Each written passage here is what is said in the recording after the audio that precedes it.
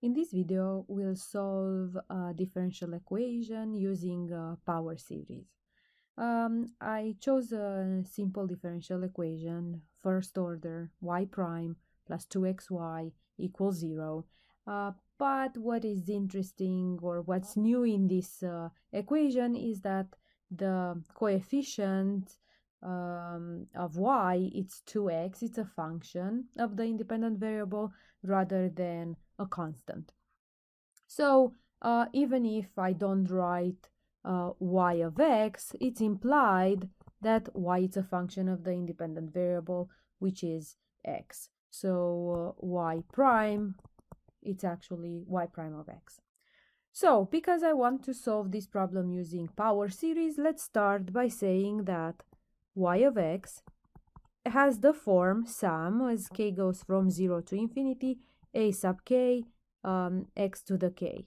So that's the shape of the differential of the power series in general.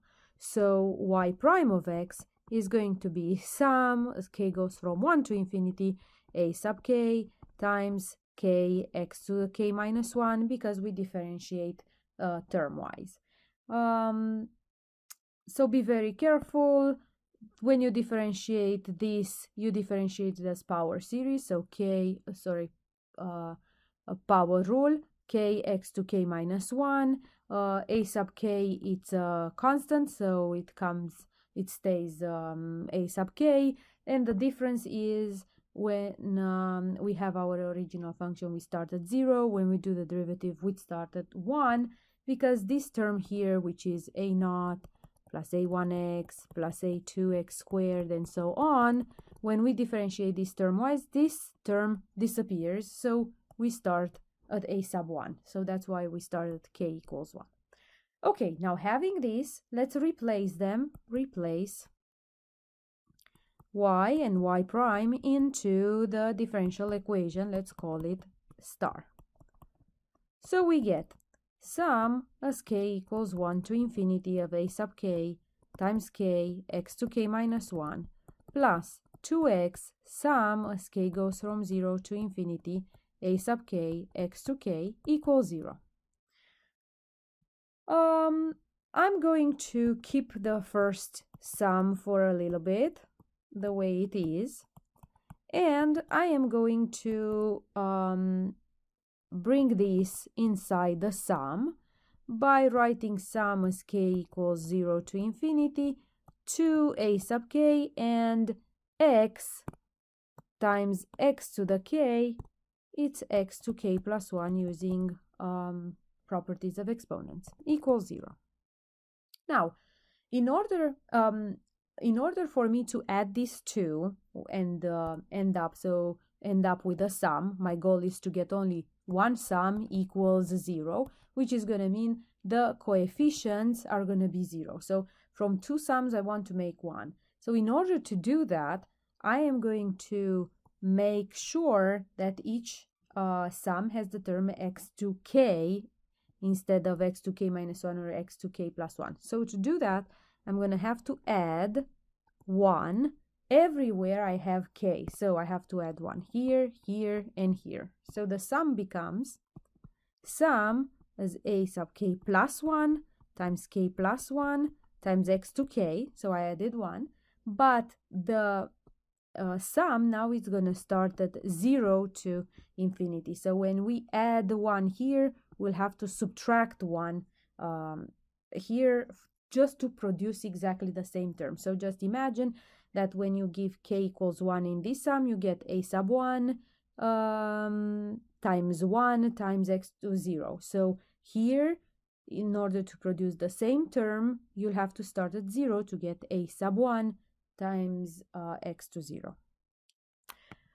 So if this is a little bit hard to understand, I made a video that explains how to change the exponents to get the generic x to k.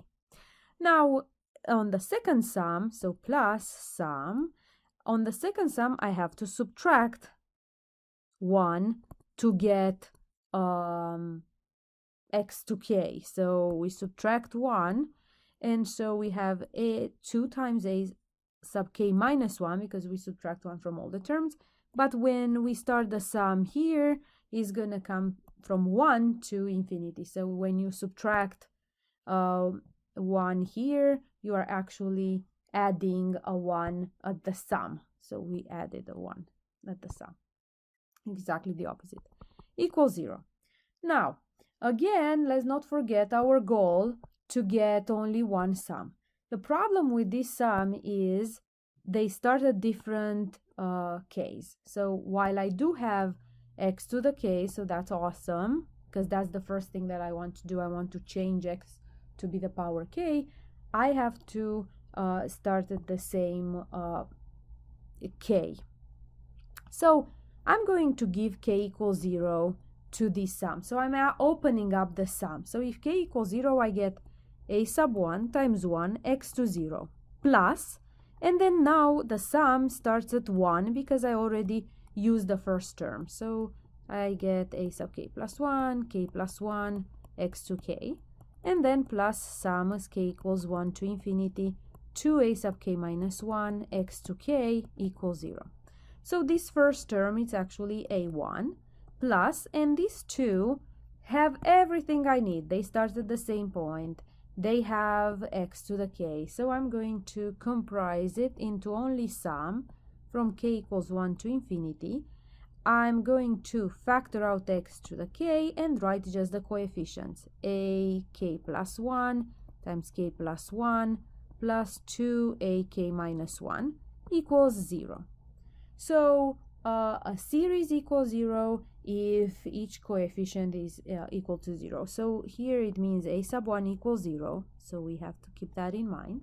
And I can say ak plus 1 times k plus 1 plus 2a sub k minus 1 equals 0, which means a sub k plus 1 is equal to negative 2a sub k minus 1 over k plus 1. I actually got a recursive formula, a formula that's going to help me find terms. And let's call a sub 0 the first term.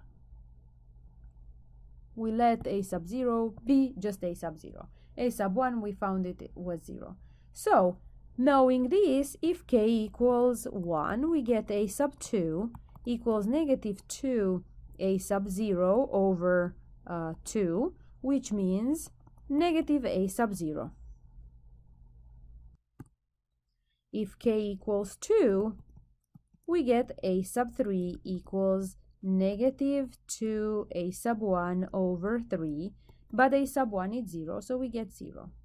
If k equals 3, we get a sub 4 equals negative 2 a sub 2 over 4, which is negative a sub 2 over 2, but a sub 2 is negative a sub 0, so we get a sub 0 over 2. So I'm generating here a few terms to maybe get an idea about what the function looks like. A sub 5 is negative 2 a sub 3 over 5, but a sub 3 is 0, so we get 0.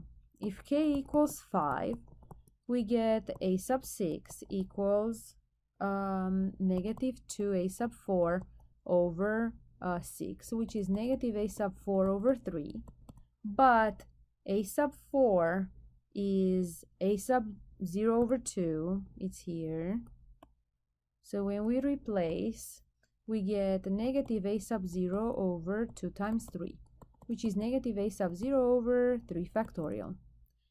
Let's calculate a few more. If k equals 6, we get a7 equals negative 2 a sub 5 over 7. A sub 5 is 0, so we get 0.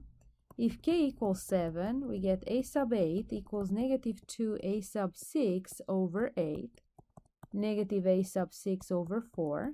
A sub 6 was found here. So it gives us a sub 0 over 3 factorial times 4, that's 4 factorial. So we have an idea about how the series looks like. So y of x equals a sub 0 plus a sub 1x plus a sub 2x squared plus a sub 3x cubed plus dot dot dot.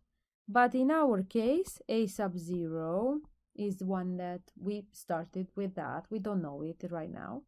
A sub 1 is 0, so these odd terms are going to be 0. Now a sub 2 is negative a0 x squared, and then plus a sub 0 over 2x to the 4th, and then minus a sub 0 over 3 factorial x to the 6th,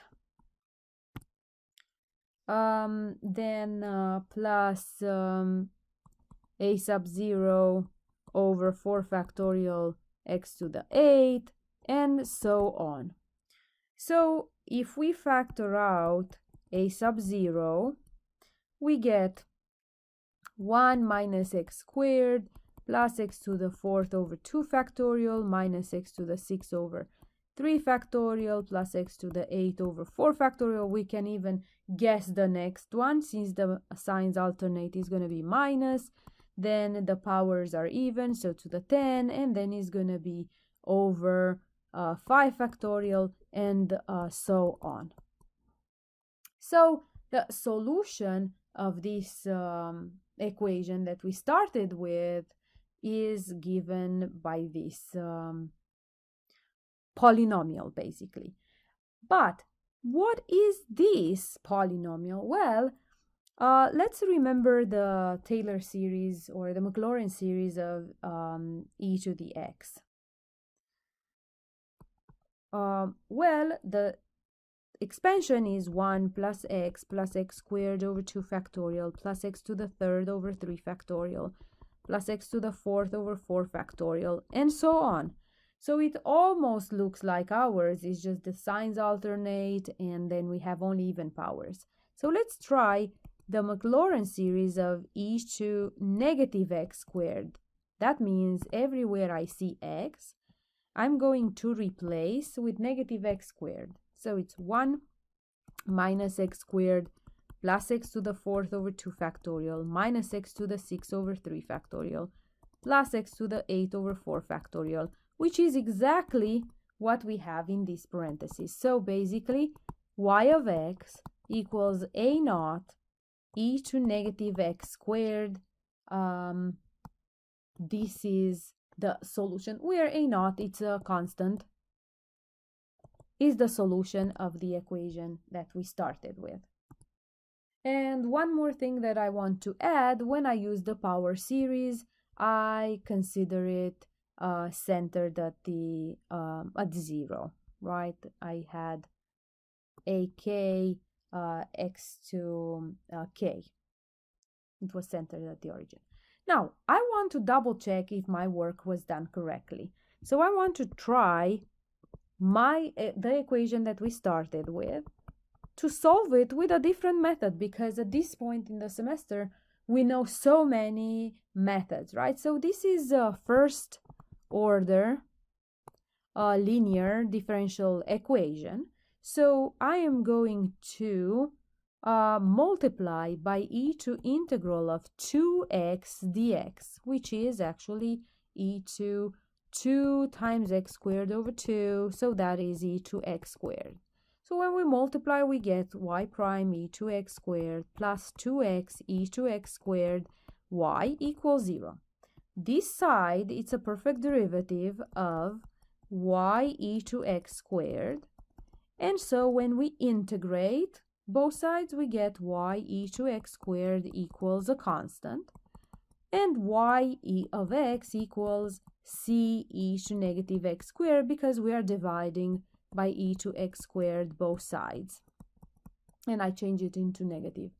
So if we compare the two results that we got, they are identical. Only the constant, it's different, but that doesn't make any difference the way we denote a constant. I hope this helps.